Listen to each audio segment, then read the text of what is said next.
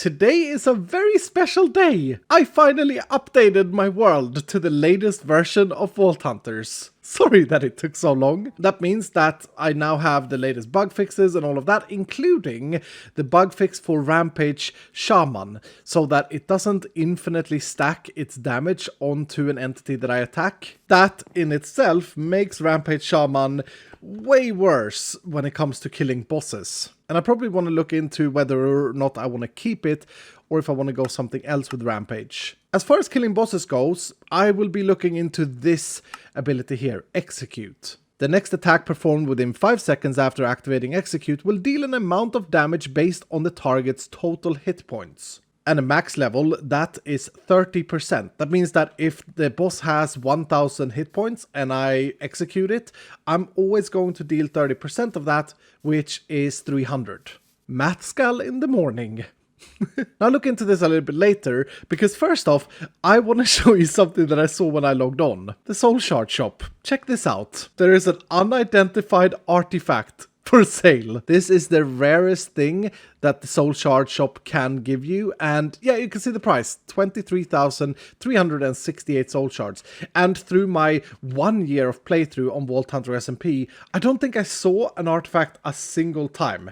That's how rare it is. I should say that you can also get the artifact through random gambling, but again, it's super rare. And no, I'm not gonna grind for that artifact. I have 5 hours till 5 PM, and I don't know if it's possible, but I'm not even gonna try. That's gonna stress me out so much. And I've got a lot of other exciting stuff today to do, including the Champion Crate. So, without further ado, hello! Episode 29. It's gonna be a good one. Well, you never know. I mean, plans can fly out the window, but I plan to build a machine today, as well as preparing for a mega stream day. But first things first, it's Champion Crate time. Ooh, a common plus chest plate. Let's start with all the common stuff inside this crate. Healthy amount of burger parts and kiwis. Oh, there's a seal of the architect in here. This is an Omega find. Seals determines the objective of the vault. You know this from the seal of the challenger. This seal right here, which turns the crystal into a raffle vault, which you then can use to get the speedrunning record. But this seal turns the vault into a build-a-vault, which is something completely different and something that I haven't done in my world yet. That is very exciting. Wow. 2 unidentified relics. I don't think I have that one. Ooh, I have neither of these. My second piece in the Richardy set and my third piece in the Twitch set. Nice. Let's do the vault gear next. And that includes a common plus chest plate. Hopefully one of the scrappy pluses gets better than scrappy, although it doesn't look like it. Not great. Terrible, and oh, that's really bad. It's a really bad common chestplate. Cool new model though. I don't think I found this one before. Look at my shoulder. That's a big boy shoulder. And it looks like your face from the side. Why so grumpy, eh? That. Yes. And then I think I can put the lamp back. Aha! Brilliant. So now when someone comes into the warehouse, they're like, oh my goodness, they want stuff in here. Yes, we have. And now for the challenge crystal. Oh, it's the village room one. Wait, this is the one I had. This is the first one I got, I think. Only village rooms inside the vault. Rush, which removes 10 minutes. Rotten doesn't matter. And then lucky. Oh, yes. This is going to be brilliant for just running in and getting as many portal rooms as possible. I think I got 3 last time. Portals. See if I can beat that. And since I haven't yet moved my artifacts, I felt like it's the best thing to roll it here. I'm getting an increasingly high chance in getting a duplicate, but there's still obviously a bigger chance I get a new one. So here goes. That's a duplicate. Oh no. Oh no. That's really unlucky. Stress monster, why? Now I should say, you can re-roll artifacts. Either you take 4 artifacts and make a new one, or you spend something called an Omega Pog, which are quite an expensive craft. It requires a chunk of each legendary gem, and a chunk requires 9 clusters of the legendary gem, and 1 cluster requires 8 of each. So yeah, you need a lot of legendary gems to make an Omega Pog. But with an Omega Pog, you can straight up reroll an artifact. And even though it looks like it's super undoable right now, when it comes to endgame, I'm probably going to have to reroll a few artifacts a few times using Omega Pogs. All in all, this may have been my best champion crate so far. I say that because of the crystal and the seal. The artifact was a dupe, so that wasn't great. But this crystal is just incredible, and I'll run this today in this episode. It's going to be fun. But first, I want to build a machine. And for this machine, I'm going to need a bunch of things. So I'm going to have to do a bunch of crafting. First things first, I want to craft up a handful of destructors. And every destructor requires more than 2 stacks of redstone. So this is quickly eating through my redstone supplies. I also need a bunch of Larimar. I love having an emerald furnace, by the way. It makes things a lot neater. Let's see, Destructor 8. Yes. Advancement paid destruction. Ah, what a feast. What a feat. Feat? And what I'm gonna make is something that's so basic in Minecraft, but so very important. Well, at least the first part of the machine. Because the first part of the machine is going to be a stone generator. But, of course, in a modded fashion. So, let's see. I want to have my stone generating here. So, I'm going to put my destructors underneath. And that's what's going to break the stone for me. 2, 3, 4, 5, 6, 7, 8. And then my destructors. That's looking good. And next, I want the water placed in the back here. So, water will go in here. Brilliant. And then glass over top. And then I'll have glass in the front. It's truly a work of art right now. Next, I'm gonna need a handful of lava. Now, did I have any lava spots on the island? Oh, yes, I do. Alright, so I'm gonna need glass up here as well. Stone on the sides. And then lava over top. And technically I only need 1 lava source here, but I like it when it doesn't pour. And then for safety precautions, I should probably put glass over top because I know what I'm like. And there it is, the start of my machine. An absolute piece of art. Next up, I'm gonna want a Silk Touch book or 2. And then I want to craft a Silk Touch upgrade, which is actually quite cheap. 1 and 2. And I'm going to use them on 2 of these destructors in the upgrade slot. So these 2 destructors are going to be breaking the block above them using Silk Touch, and the other 6 are not. Now I just got to make sure that I have space for all of this stone that's soon going to be broken and put in my system. And this is where it would be good to have my drawers in order. Aha, I got stone here. And I got cobblestone up there. So cobblestone has a diamond upgrade, and this has a diamond upgrade and normal storage upgrades. Oh, and I'm almost full. Now, there is an upgrade from drawers called a void upgrade, which basically voids excess items and making sure that my system don't get overfilled. The only problem is that these cost an echo gem, and I do need my echo gems to make an echo pog, because I need an echo pog to make a crafting grid, which a lot of you have said that I should do. And I thought I had shown you this before, but to do that I need an echo pog, which is 8 echo gems. I have 3.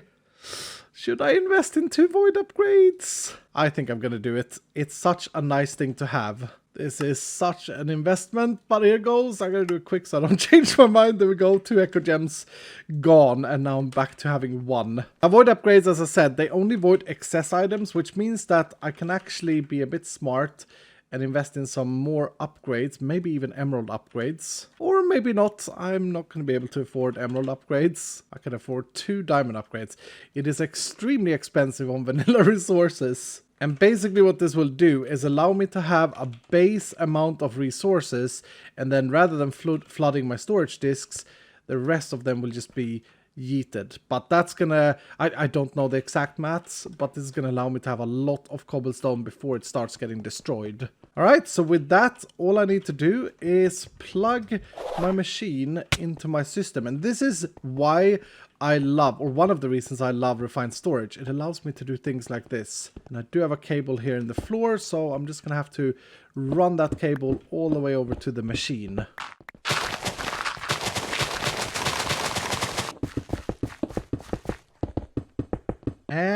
And boom. Aha, I hear sound. There it goes. Look at that. That's working beautifully. And I don't have to worry about item overflow or anything like that. It just works. That's really, really nice. And let's see if I can see the cobblestone and stone going up in the system. Cobblestone. Yes, look at that. It goes up. Oh, and it's quite fast as well. Of course, the more destructors I would invest in here, the faster it would go. But I think that's a healthy speed. Stone is not quite as fast, but I don't see as many uses for stone. That's very satisfying. It's like an instrument. Time for stage 2 of the machine, and this is where it's gonna get a little bit more complicated, because I want the machine to be able to create not just cobblestone and stone, but sand, gravel, clay, and flint as well. And to do that, it starts with destruction, because I need this thing and I don't really want to invest in another one of these. So I'm going to need to take all of this down. I should have brought my magnet for this. It's raining sails! I think I'll leave all of the other things here, but this is the thing that's expensive, the Windmill Bearing. I am, however, gonna need a bunch of the other create stuff, cogwheels and rods and all of that stuff, as well as a few refined storage components, such as the detectors, these things, and also a couple of chutes, which are quite cheap. Long story short, I need to do a bunch of crafting. I have done some crafting, and hopefully this is enough, because I am getting very poor on certain gems. But I've got a lot of cogwheels, I got 4 crushing wheels, which look absolutely omega, by the way. I've got 2 exporters, 2 importers, and I just realized that I forgot the detectors. Luckily I did craft the base materials, so there we go. Oh, and by the way, look at my cobblestone number now, 8,467, going strong, as well as the stone. Now thanks to refined storage and the way I store items by taking everything I create here into my storage system, I don't actually have to create the second tier of the machine in this general area, but I'm gonna do that anyway, at least for now. Now the goal here is to utilize crushing. We're gonna take a material, gravel, and crush it down to sand, flint, and clay balls. And to get the gravel, well, we're just gonna crush down cobblestone, which we are already generating. So this should be an infinite generating machine. First things first though, I gotta make sure to make space for clay balls, flint, and then I believe I have gravel there and sand there. I just want to check the upgrades on these. That got a diamond upgrade.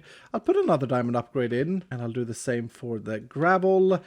And maybe for the clay balls, I'll put 2 and then 1 for the flint. Oh yeah, I totally also crafted 5 diamond upgrades, so now I have very few diamonds left. Right, let's see if I can get this to work. The first thing I gotta do is put up a new windmill, and this time I am not gonna put it up in the air, because apparently that doesn't really matter. So I'll put it to the side. This is gonna be a very ugly machine. And then we'll put the sail blocks like this. And then if I remember correctly, that will just attach. Yep. And then the more sails I connect, the faster and better this thing will be. This is very ugly. There. I ran out of sails. But let's see, that should spin pretty fast. Yep. Brilliant. Oh no. I guess I should invest in 4 more sails. 2, 3, and 4. Nice. Now it actually looks pretty cool. Alright, and then I now have to try and connect up 2 crushing stations. The challenging part is getting one of these to spin clockwise and one to spin anti-clockwise so that they meet in the middle. Now aesthetically, I would like it to look like this, I think. A little bit like a car drawn by a 4-year-old. This is when I wish I was smarter. First things first, I'll bring the rotational force down to there. And then I gotta do the whole gear shifting thing. And that's gears shifted. And then I gotta turn this around so that it's coming in from the back, facing the other way around. I need one of these gear boxes. Yes, okay. Success. Now, how do I get it to spin the other way? Is the question. Oh, I think I did it. And then I connect that to that and this to that. Yes! Oh, but they're spinning outwards. No, it needs to be the other way around. It looks super smart though, not gonna lie. If only this would spin the other way around, everything would be perfect. Oh, I found something out. If I have another gearbox here and here, that's gonna rotate it around. And yes, they're spinning inwards. The only problem with this is that gearboxes are very expensive, and I am, as I said, very low on resources, so I may not be able to do it this way. But we'll go with it for now. I'm gonna need more gearboxes, aren't I? Dang it. 1, 2. The sad thing is that there's probably a much better way of doing this that doesn't require as many. No, it's spinning the wrong way. I need one more gearbox. Oh, actually, wait a minute. Can I be a little bit smart if I do that? And then I don't need a gearbox there. Oh, but then I don't have a way of getting the force this way. Unless, of course, I do what I did over there. So a wheel there and a wheel here. Yes. I don't know if that's going to accelerate it. It shouldn't. So that should actually be... should be all I need. Belt, belt, and belt, belt. Yes! Yes, yes, yes, yes, yes.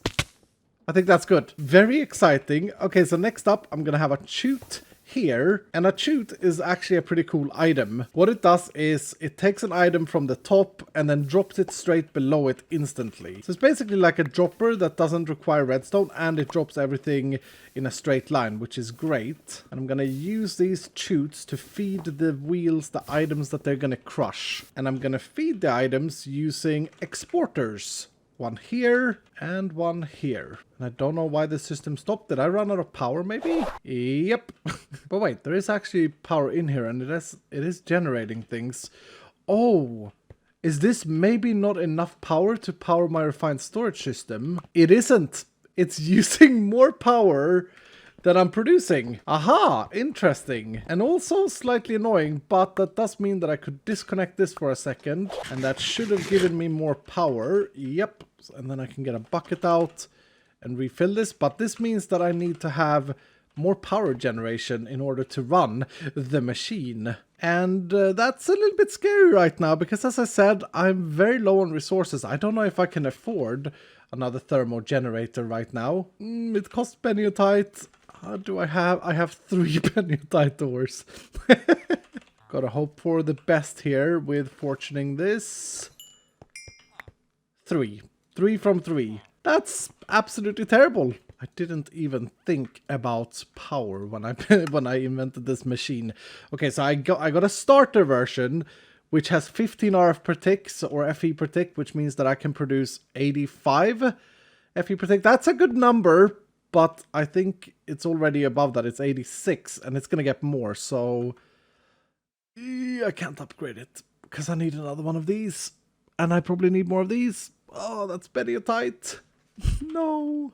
Well, I am at the very least going to connect up my starter thermo generator and produce the 85 the 85 FE per tick. But this is not going to be enough. Luckily, I do have a little bit of an ace up my sleeve. This. The Stirling Dynamo and the coal generator that I found in treasure rooms. I can very temporarily put the Stirling Dynamo here and then connect it with a cable and then feed that with coal, which is not ideal, but that is going to generate an additional 40 FE or RF per tick. RF and FE is the same measurement, by the way. It used to be called RF, and now it's called FE, Forge Energy. But that means that I'm now producing a total of 85 plus 40, which is 105. And let's see if that's enough when I connect the system back up and I get everything plugged in. You go back there and then back to completing this. So I have my exporters on. Next, I'm going to plug in my detectors, and these are actually going to make this machine smart. Give it brains. Next, I just need to plug this into the system like that and like that. Next up, I need to collect the items that it produces, and this is where my 2 vanilla hoppers comes in. I'm gonna have one there. Actually, maybe one block down looks cooler. And then I'm gonna use 2 importers. And remember, for every item I add from refined storage, I'm pulling more power from the system. But I'm gonna have an importer there on that hopper and an importer there on that hopper, and then simply connect this up together as well, like that, and like that. Anything that goes into this hopper gets sucked into my refined storage system and then sorted accordingly. Brilliant! My own Mona Lisa. So now comes the exciting part. This exporter here will be exporting cobblestone into the chute, which in turn will crush the cobblestone down and generate gravel into this hopper, which will get sucked into the system. And that is working brilliantly. I don't know how fast these things will be, but speed is not really a concern. And then in the second one, I will be exporting the gravel, which in turn will be making sand in this hopper. Yep, beautiful. And then every now and again, it should also make flint and clay, but at a lower chance. Yep, I saw a flint. Another flint. Nice. So now to make this smart using my detectors. Now, I want this exporter to export cobblestone only when it has a redstone signal. So right now, it's not going to be exporting anything, and this thing will just sit here. But I'm going to give it a redstone signal under a condition using the detector. And the condition is going to be, as long as I have less than, let's say, 16,000 gravel in my refined storage system, it's going to be outputting a redstone signal, which means that it's going to be sending cobblestone here and creating more gravel. And then I'm going to do the same thing on the other one. As long as I have less than 16,000 sand, it's going to be outputting gravel in this machine using the exporter, which I do need to turn to redstone only, and thus producing more sand. This means that the system will stop once I have the required amount of resources, and therefore not overflow my barrels. And since I can't afford a void upgrade, this is how I will keep my storage system intact. And by the way, 15,500 cobblestone. Yes. Now let's see if we are getting gravel and sand into the system. Gravel. We are producing gravel, although it's going to go up and down like that until it's produced enough sand. So if we look at sand, that should just go straight up. Beautiful! I have now automated cobblestone, stone, gravel, sand, clay balls, and flint. Although clay balls and flint are probably extremely slow to come in. But 36, it should, yeah, 37. There we go. It does work. Now the big question, how much power is this costing me? 94. Okay, that's not bad. So this is actually enough. As long as I keep coal in there and water in my thermogenerators, this actually works. It's not ideal though, and it's going to be high priority to get some more benutite and then finally find a way to automate the water. I do have a few ideas of what I could do to automate the water. I want a sustainable power source. Hello! I spent a little bit of time on dressing the machine up, and I'm not sure what I want or how I can turn this into a modern build, but this would be the innards of the machine, and I really do like how these blocks go together. I love these modded brick blocks. But as I said, in terms of modernizing this, I don't have any ideas right now at the moment, and my brain kind of hurts. I will say though, I'm really proud of how it turned out in terms of functionality, because it's perfect. And I have now got 32,900 cobblestone, almost at the 33,000 mark.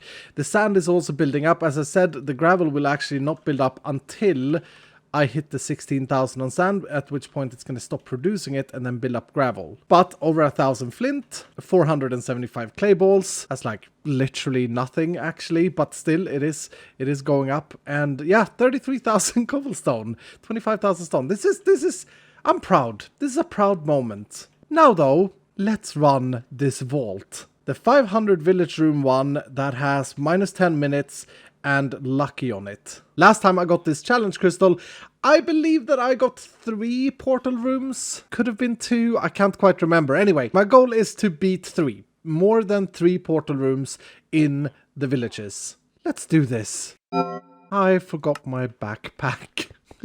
And my Jenny. Ooh, an obelisk in the first room. I'm not at all interested in killing the boss here though, to be fair. I didn't even bring my power bars. Oh, that's a portal room. We have a good start. We have a really good start. That is 1. Oh no, mob spawns immediately. Stop. Skeleton. Careful with me. Don't want to waste any time on killing mobs if I don't have to. Village room number 2. Nope. Number 3. Nope. Number 4. Nope. 5. Nay. 8. Nay. Here's an obelisk. And number 11 is no good. And another obelisk. Number 12. Oh, come on. Oh no, I messed up. I can sense a good vibe from 15. Nope. My senses are terrible. About 17. Are you kidding me? What is going on? I think the chance is genuinely... Oh, that's another obelisk. I think the chance is genuinely 1 in 6. And this is number 17. Oh, there's one. There's one, finally. Woo! Painite and... No mob spawns, please. Oh, no mob spawns. How about number 18? Can we get back to back? Nope. 22. Nope. At 24. I got a good feeling for 24. But as I say, my senses kind of suck. 2 portals in 25 village rooms. My goodness. Obelisk in 28. What about the portal? Yes. Yes, there's one there. Oh, I'm at least gonna get to 3. I'm coming, portal. Gorgonite. Please, no traps. I'm actually not entirely sure where I came from. And now I've lost track of everything. Because now I'm just stressing. Oh, here's another one though. Here's another one. Oh, this is gonna be very, very close. Oh, go, go, go, go, go, go, go. Oh, there was an omega in there. At least one omega. Oh, go, go, go, go. Mine faster. Oh, there's loot that's not getting sucked in. Get rid of this garbage. This is bad. This is bad. This is really bad. I got lost. We bust. Okay, that's an obelisk that I've taken. Oh, run, Iskall, run. I think it must be here. Must be here. Please be here. Please be here. Please be over here. Please be over here. Yes. Oh my goodness. Oh my goodness. Okay.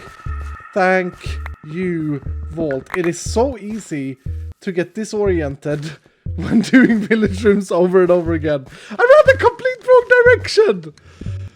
Whew. I need to catch my breath.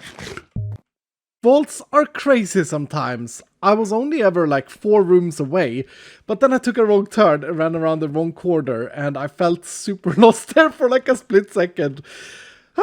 Anyway, 4 portal rooms. I was really hoping to get like 7 or 8. I moved quite quickly, but I'm happy with 4. I'm happy that I broke the record I had from my other challenge crystal that was the same.